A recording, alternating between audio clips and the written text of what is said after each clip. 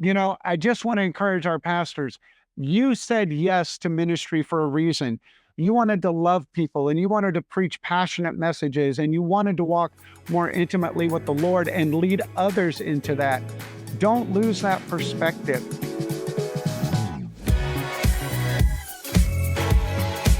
Well, today we have a very special guest, and Lyle Wells is joining us. And Lyle, you have done absolutely incredible work with our team, shared such amazing wisdom.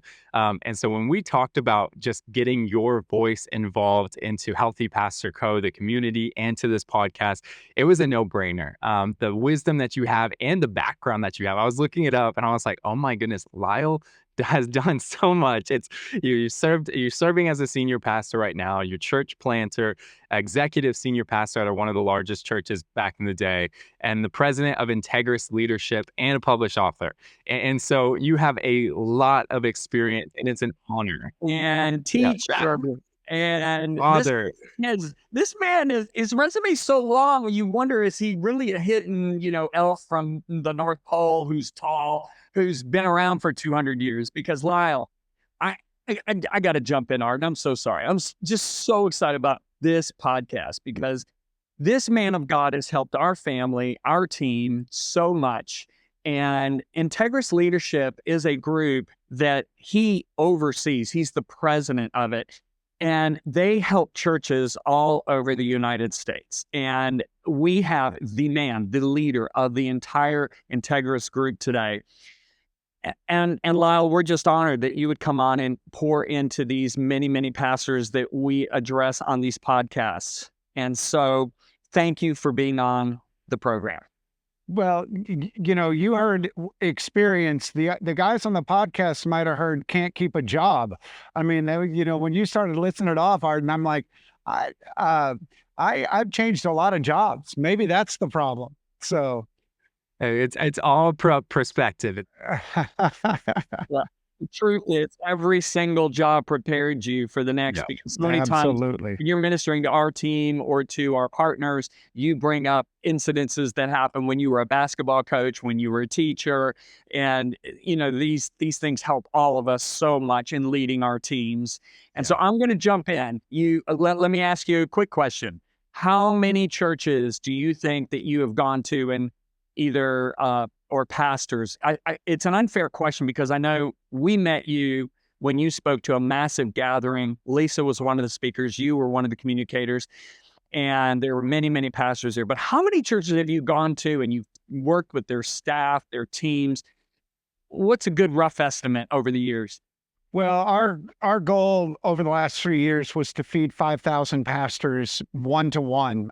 So that's a lot of very intentional walking with people, helping them navigate whatever their specific challenges are. But over the last 18 years, John, it's been thousands, maybe even tens of thousands of pastors and hundreds of churches worldwide now. So we're having a lot of fun with church planters in Africa, Europe, Asia. And, what's amazing is some of the people challenges don't change. They speak a different language, they drive another side of the road, but some of those people challenges are still exactly the same.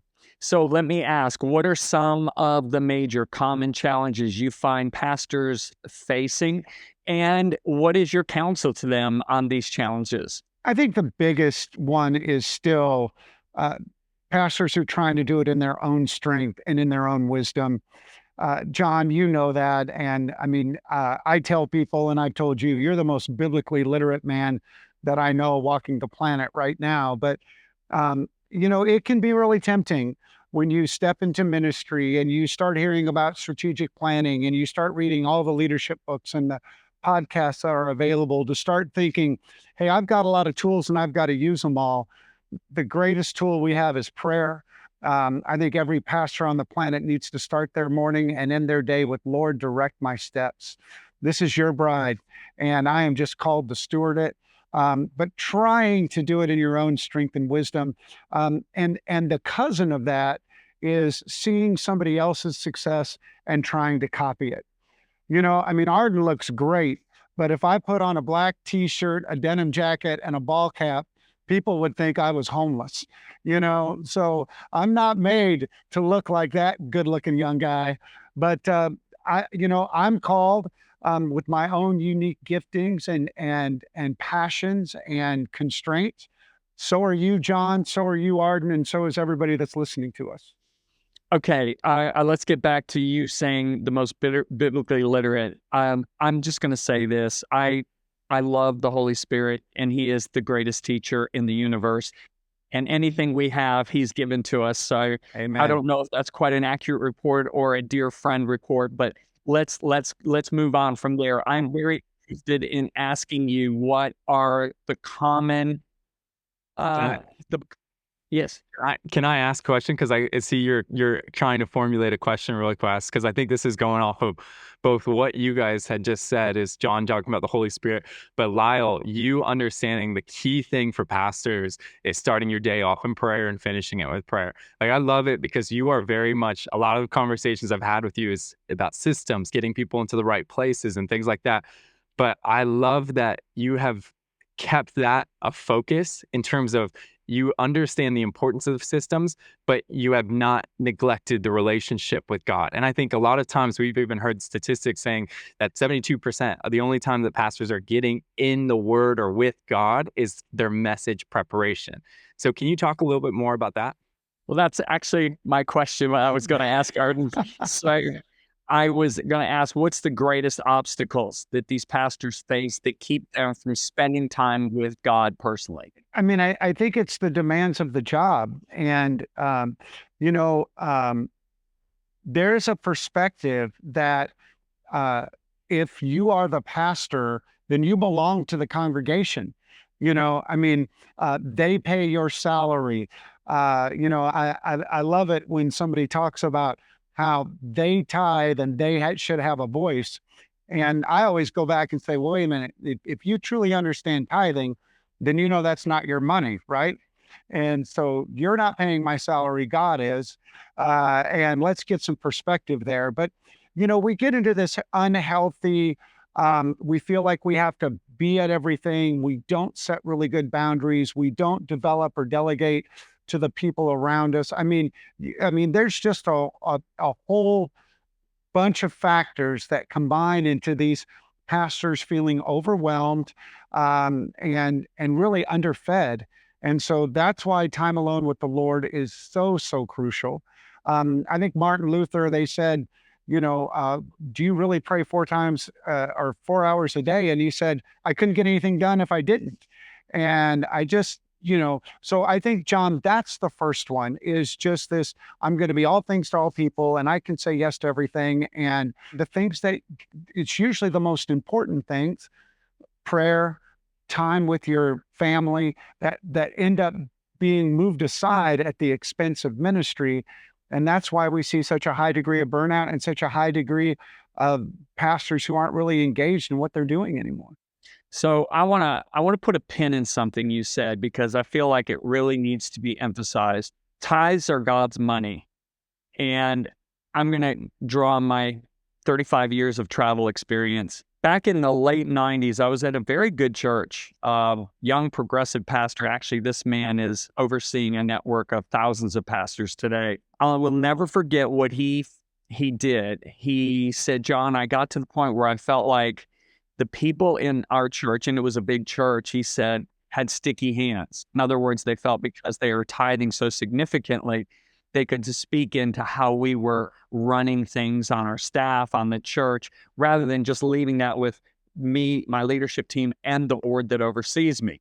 He said, so what I did is this, back in the days where you couldn't give, by texting, you couldn't do all the stuff we can do today. Everything was checks and cash back in those days. And what he did is he told his ushers, he said, you're going to collect the offering like you always do. They came in with the buckets. They carried the buckets back to the back. But they always prayed over the offering. The ushers would once they were back in the back, they would bring it back up to the front. So that day he told them, I want you to swap out, and I've got a bunch of Monopoly money, and I've got a bunch of empty envelopes that are all marked up. Bring those up when you bring everything up. And what he did is he had a big Weber grill, and he put all of them in the Weber grill, He said, folks, this morning I've decided we're going to do a burnt offering. And he started pouring, the lighter fluid, and he took a match and lit it, and the thing just went up, right? And he looked at his church after it was half burned, and he said, if you have a problem with this, it means you're not really giving to God. You have strings attached to your gifts. Now, that's really important because people feel like now I can step into a position of authority because of the money I give. And I would say that this just needs to be taught to our congregations. And so that would relieve if a pastor of let's say a 300 member church really gets that to his people. Now he's freed up his time from the guilt he feels that's being put on him to be able to say, hey, Big Rock is my time with God in the morning. Yes. Big Rock is my time with my family. And then we're going to fit all the other things in there, because what good are you as a leader if you're not taking care of your household and you're not keeping your relationship up with God? You now have a club. You don't have a church any longer. You have a club. Yes, sir. And just as you said, that feeds into then now doing things in my own ability. Yeah. So I just felt like we had to drive a stake in the ground on that one, because quite honestly, I agree with you. In my travels, I have seen this as the biggest obstacle. And usually what happens is, this is what I hear at lunch, this is what I hear at dinner, I'm tired. Yeah. There's a reason you're tired. The Bible says that when we pray in the Spirit, it actually is rest from the Lord. Yeah. So why is it we've got these people who work really hard, but they got a ton of energy? And why do you have people that work really hard and have no energy? I think it's their prayer life. Well, John, this is my second turn at being a senior pastor. I planted with a team back in Florida years ago, and now leading a church here in Texas. I've made it this is fully my decision. I have no idea what anybody in our church gives except for my wife and I. I don't want to pollute my heart. I don't want a guy to come up and have an opinion and that opinion be weighted because I happen to know he's one of my 10 biggest givers. And I know a lot of other people look at it differently, and I'm great with that. This is to protect my heart. But I have no idea if you're tithing, massively, or you've never written a check to the church. Now, the two words that are really critical, John, to this concept that you're talking about is who gets a vote and who gets a voice. Because we're talking to pastors with all sorts of denominations, and some of them are congregational where everybody gets a vote. And some of them, nobody really gets a vote or gets a voice.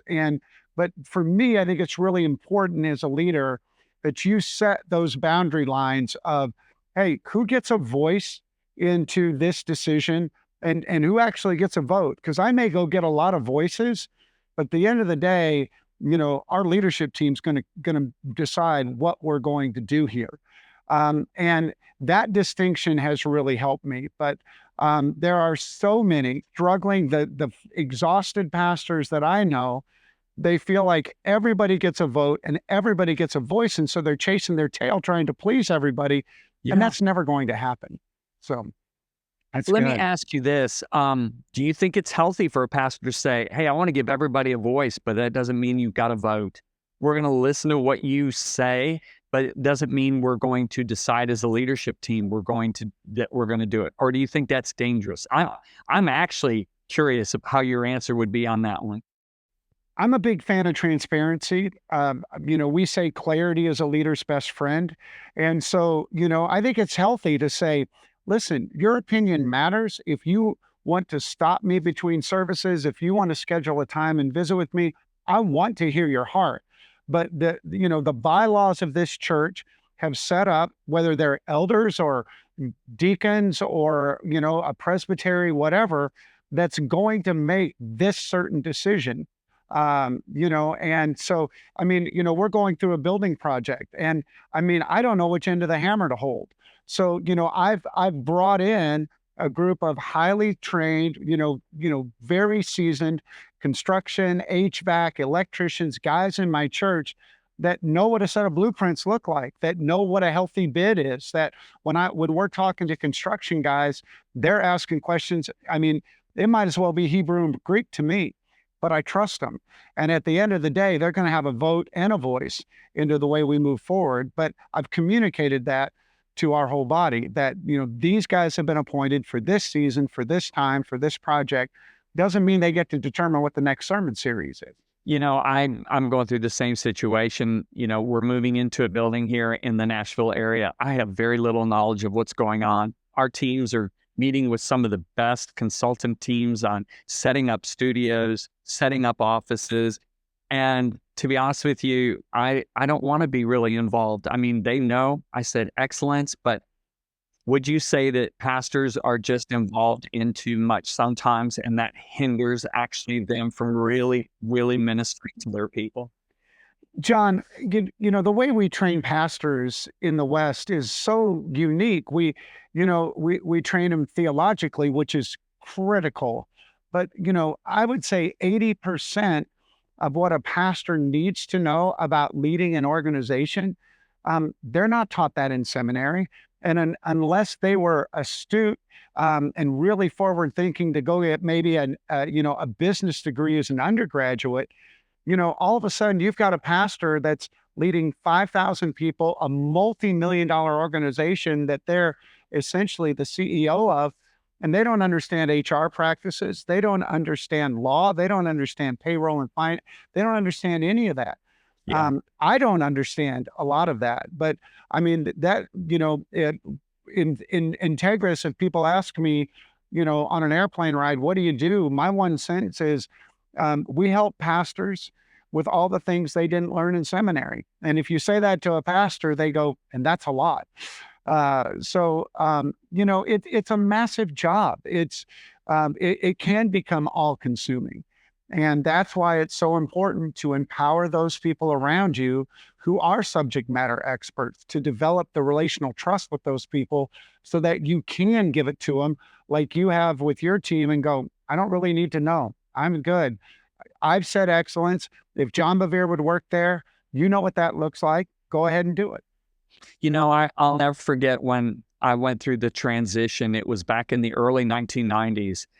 And I think 94, 95. And we basically had 2 employees at that time, and they did a lot of the grunt work, but I kept my hands in everything.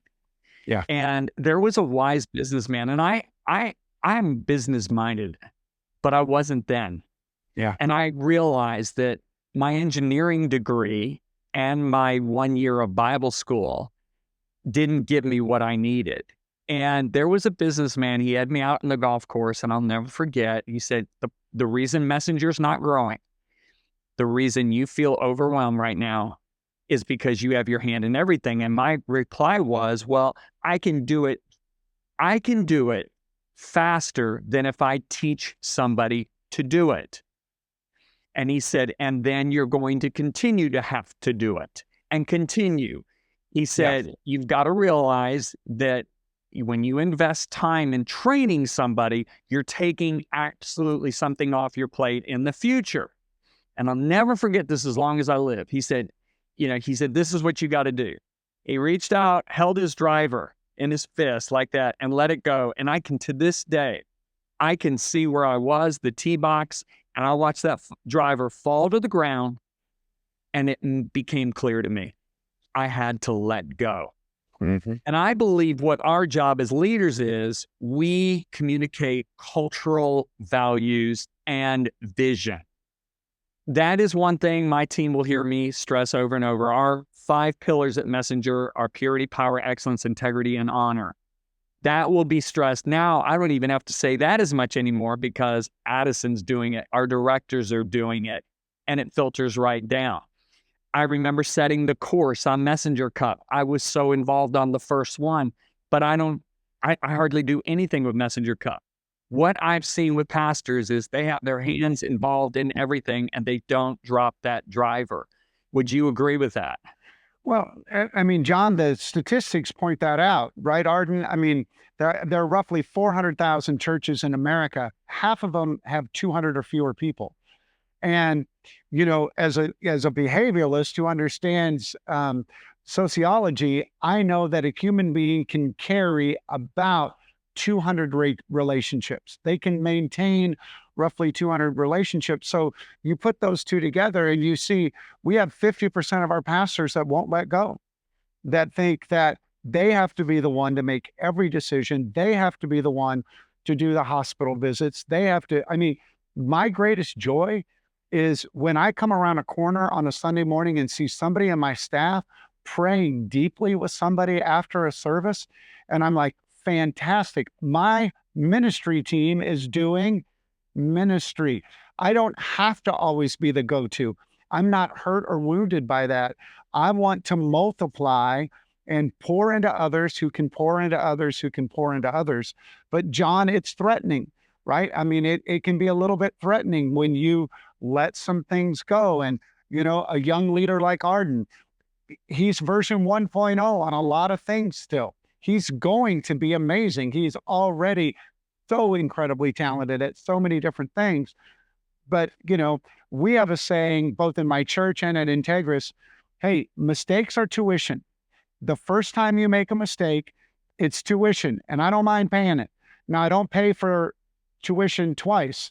So when my kids were in college, if they passed the class, I paid for it. If they failed it, they paid for it the second time. But I mean, hire high character people, coach them up and let them go. They may not do it exactly the way perfectionist, high criticality engineer John Bevere did it, but a lot of great work's getting done, and that's the goal. Well, I love what you just said. And I think that's such a key thing is understanding that there's probably a lot of people and pastors listening to this that have been trying to break that barrier of 200. And it's not because they're not healthy. It's not because they're not preaching amazing.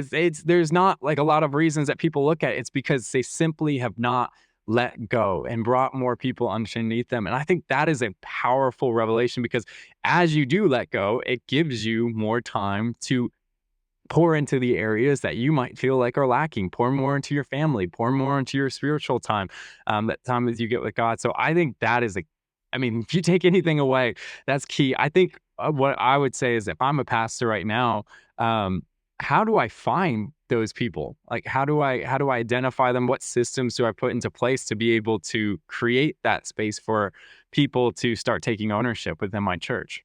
Well, Arden, you've heard me say that, my process statement for my own life and for my team and my church is I want to do hard things with people I really care about, and I want to have fun doing it.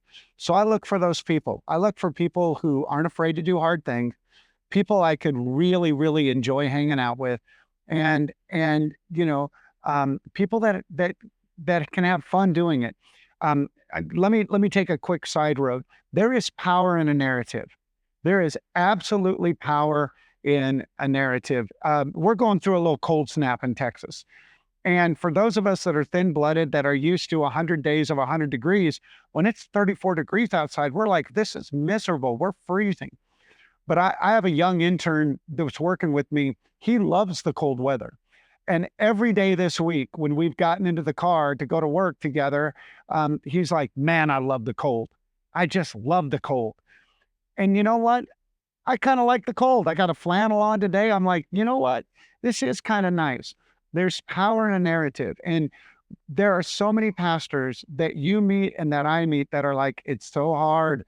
This season is so hard. I'm so tired. These people are so difficult. Yeah, they are. Yeah, absolutely. That is absolutely the truth. Ministry is hard. Work is hard. But when you work and you have a spiritual enemy, it's going to be really hard.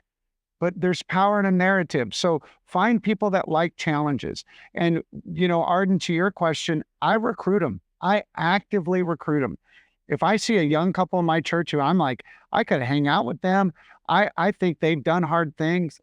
I take them to lunch and I'm like, I'm just here to tell you, I think there is something magical you could do for our team.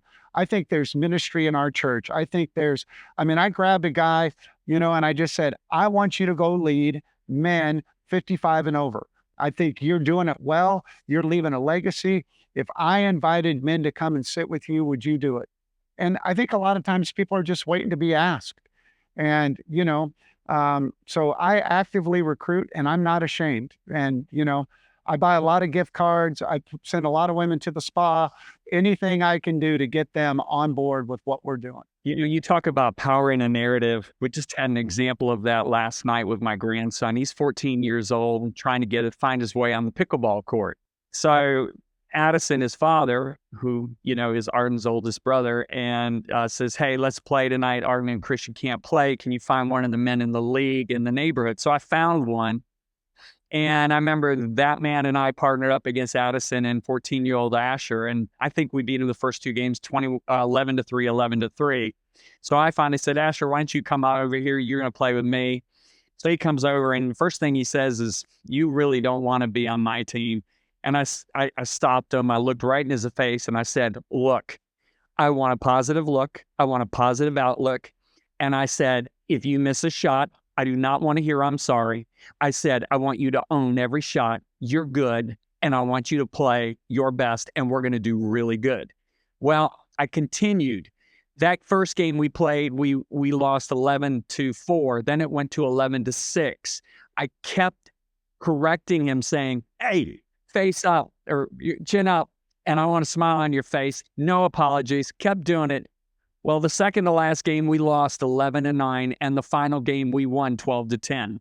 My comment to Asher is this. Asher, did you notice how much better you played when your whole attitude, narrative changed? Of course, he's going to say, yes, I did play better. But here's what I'm going to say is more important.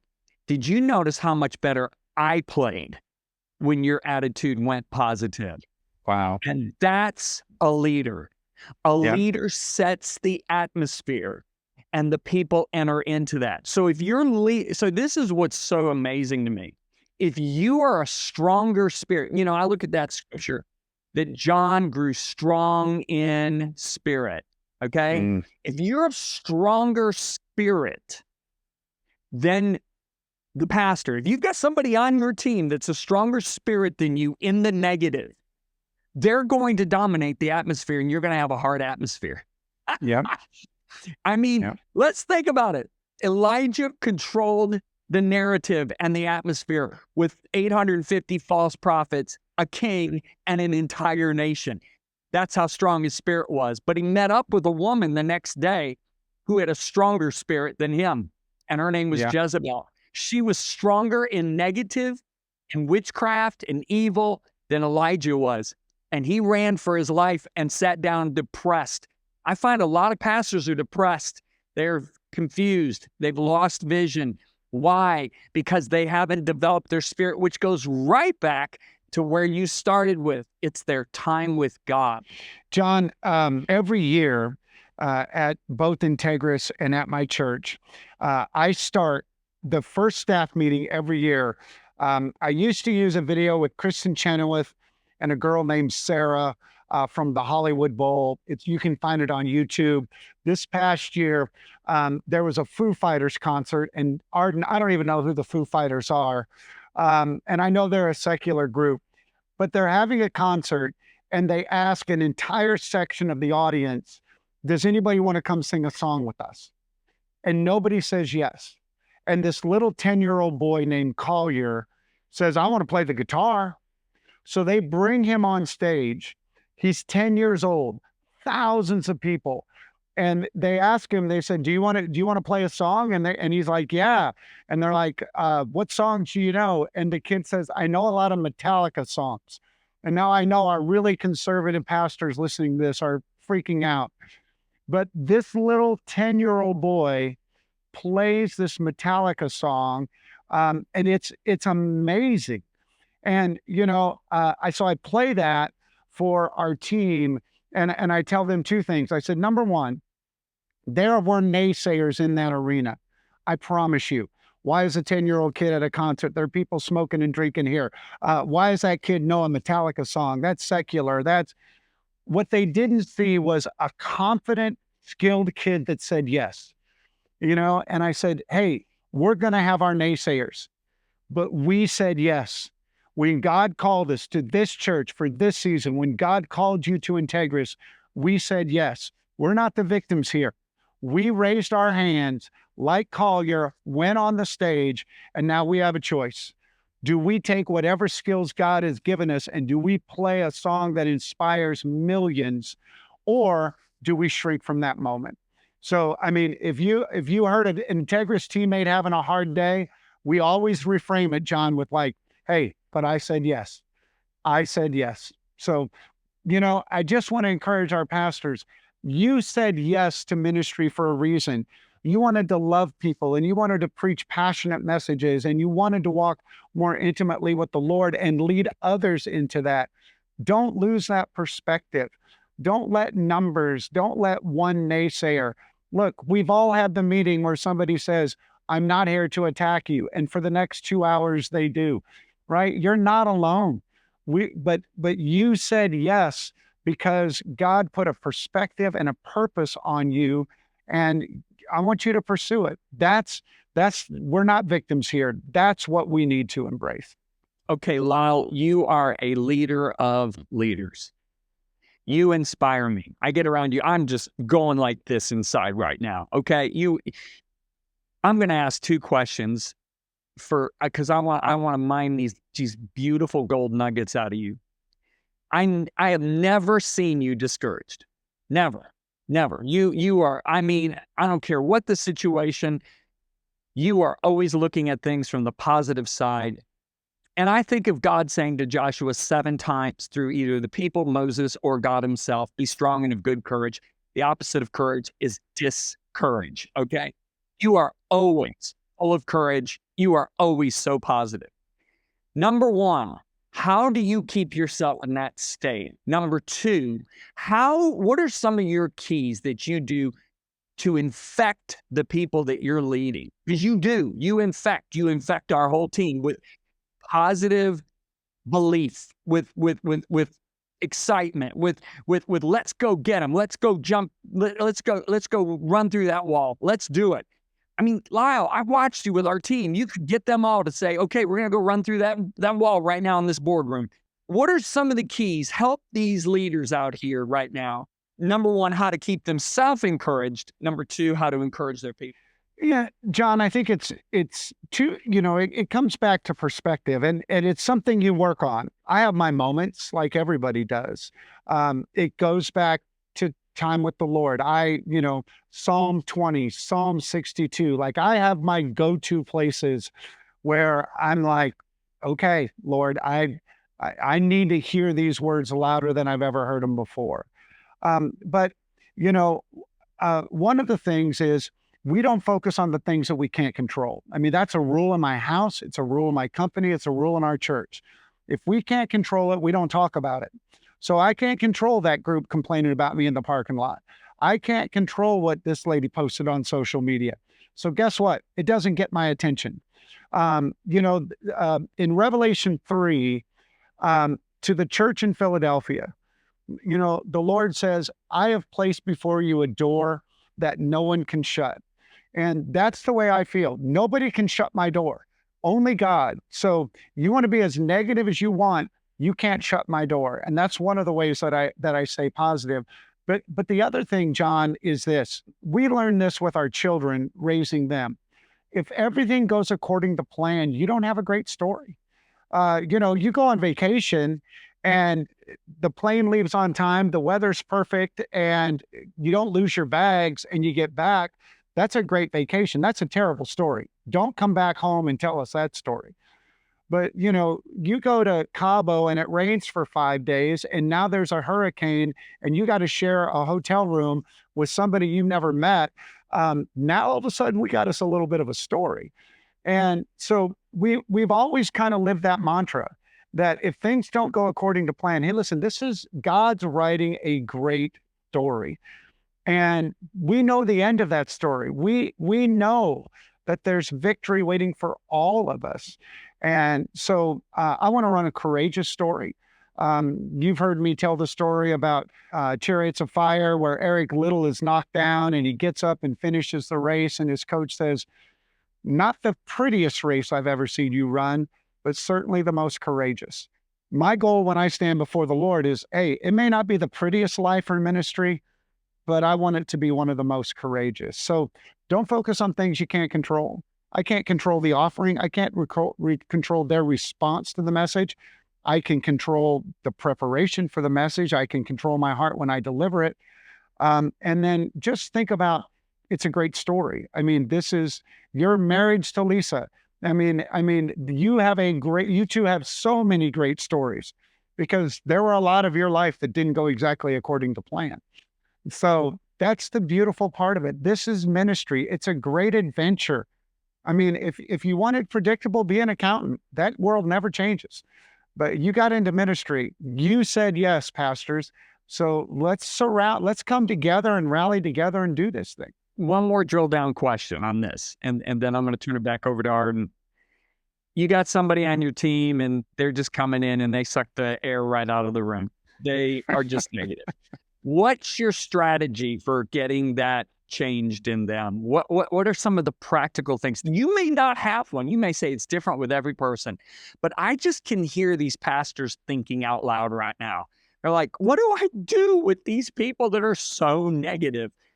John, so there are 5 universal needs. People need security, community, clarity, authority, and dignity. And so when somebody is behaving inappropriately, it's because one of those 5 needs aren't being met. Because when my needs aren't being met, it produces fear, and fear drives inappropriate behavior. So I always start with, all right, are they unsafe? Are they not connected? Do they not have clarity about their role? Do they think they have a vote and they really don't? Do they never really had true biblical authority, or is there a dignity issue? And it starts with listening to their story. I think it starts with clarity about the situation. The unique challenge in ministry is so many times pastors are dealing with a church that there's only one narrative out there. There's the negative narrative that somebody is, and you can't go out there and address it and attack them. And so what you can address is the transparency of how you communicate with people, the integrity of the work that you do, and communicate your rationale for why you're doing things the way that you're doing them. And you can't address particular individuals, but I think the meta narrative is important. And I think sitting with the individual and thinking about those 5 universal needs is really important because it's one of those needs that's got them talking. That's so good. One more time, the 5 universal needs. Because I know pastors are taking note. Yeah. Security. Yep. And that's not just physical, that's also social and emotional. Community. Pastors know this. Everybody's going to be part of a community. And if they can't be part of a good community, they'll be part of a bad community because it's better than no community at all. And by the way, if you think your church is the only church that has a fellowship of the miserable, you're badly mistaken. There is a chapter on every church campus around the world. Clarity is number 3, authority number 4, and dignity number 5. So good. Absolutely. So good. Well, I love that you talk so much about pouring into other people and how that directly affects you. I want to just ask one more practical question. Are there practical routines or common behaviors that you do every single day that helps set you up for the best possible day and best possible mental state to go about your business? Yeah, Arden. Yeah, I have a daily 5, and I teach every leader that I work with to do the same. Number 1 for me is abide. I'm going to be with the Lord. I start my morning with an early morning walk. That's kind of my attitude and gratitude time with the Lord, just to get my mind right and be thanking Him. Then I come in and have my quiet time. But it always starts with abide. Number 2 is love. My goal is that my wife experiences 2 of the 5 love languages every day from me. It may be different. She may get gifts and words one day. She may get my full attention and an act of service, but I just want to love my wife well.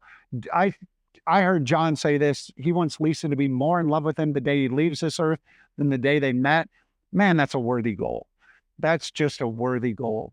So abide, love each of my children. I try to express one of the love languages every day. And then my Peter, James, and John at Integris and at my church, the same thing. So the people on my inner circle are going to know that I care deeply for them somehow, some way. So abide, love. The third thing I'm going to do is sweat. I think we were made to move. And Arden, I'm not the athlete you are. Few people are the athlete that you are, but I'm going to sweat. I'm going to move my body somehow, some way. And sometimes that might be yard work. Sometimes that's a run. Sometimes I'm going to the gym. But that physical expression, I mean, when you look at the health benefits, the mental health benefits, the spiritual benefit, it's just so critical. The fourth thing I'm going to do is I'm going to teach. I've been wired to teach. That's how God's uniquely gifted me. So whether I write that day, whether I stand in front of a room, whether I participate on a podcast, I want to teach every single day. And the last thing is advance. I'm wired to be a catalyst. I'm not a great visionary, but I can move things from where they are to a closer place to where I want them to be. So I always have an advance goal, whether that's a relationship, an account, a process. I'm always, and I'm doing something fun. I was with John about a month ago, and John talked about courage. And the opposite of courage is not fear, it's discouragement. John, that had such a profound effect on me. And so my advanced goal every day is I do one courageous thing. I might call somebody who I know is angry at me. I might apologize for something from the stage that most pastors wouldn't. I might give some feedback. I did that this morning. I gave a team member a little feedback that I was reticent to give because I know it wasn't going to be received well, at least initially. But I'm just every day I'm going to do the courageous thing, and I think that's how you form those habits. So those are my 5. Have a daily 5. Those routines every single day. We call them ridiculous routines. I think we could go for a whole nother podcast episode just asking questions around that. So you need to. Lyle, you're going to be a regular. You're going to help so many pastors through this healthy pastors community that we have, and I'm so excited about it. Well, and I want to emphasize too for pastors listening is that Lyle has established an entire organization with Integris leadership that is specifically there to help pastors. It's combined with the Flippin' group. And so if you guys are interested more in that, I encourage you to look up Lyle. You'll see resources from him like the 5-day leader and other things. And of course, we will have Lyle on many, many more times. It's a joy. But Dad, anything else? So they can immediately jump in right now by going to Messenger X and watching Lyle's courses. Gosh, Lyle, I can't thank you enough. This has been invaluable. I'm renewed. I'm fired up. I'm ready to go, as always, after listening to you. Thank you for being a friend and a partner at Messenger International and we're a partner with you. We just love it and we're honored. Guys, it's my pleasure. It's humbling to get to serve the pastors that, the network that you two have created. And I just want those leaders to know that we're here for you. If there's anything we can do to support you, serve you, encourage you, our heart is your success. So thanks to them and thanks to you too for putting us all together. We hope you enjoyed this episode of the Healthy Pastor Podcast. If you're looking for a community of pastors to grow alongside with, we encourage you to join our Healthy Pastor community. You can apply by going to healthypastor.co. Before you go, make sure you subscribe and rate this podcast wherever you love to listen. Again, thank you so much for joining us, and we'll see you next time on the Healthy Pastor Podcast.